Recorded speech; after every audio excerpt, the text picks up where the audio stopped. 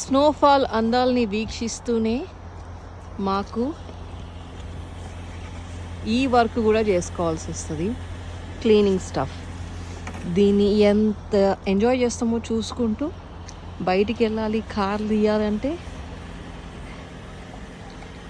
ఇది మా తిప్పలు మొత్తం అది పడ్డదంతా తీసేయాలి.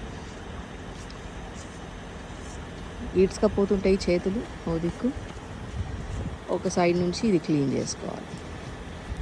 అది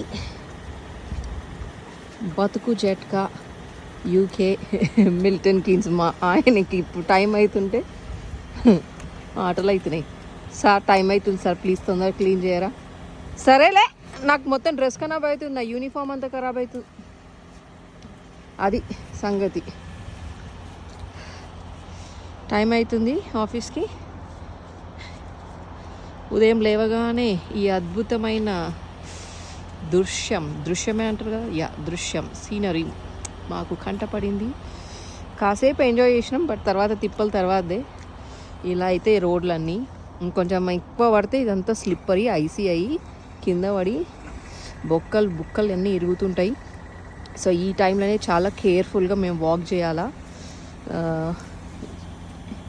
ఈ సర్ఫేస్ చూడండి, ఐస్ అవుతుంది, మళ్ళీ వాటర్ అంతా ఐస్ అవుతుంది.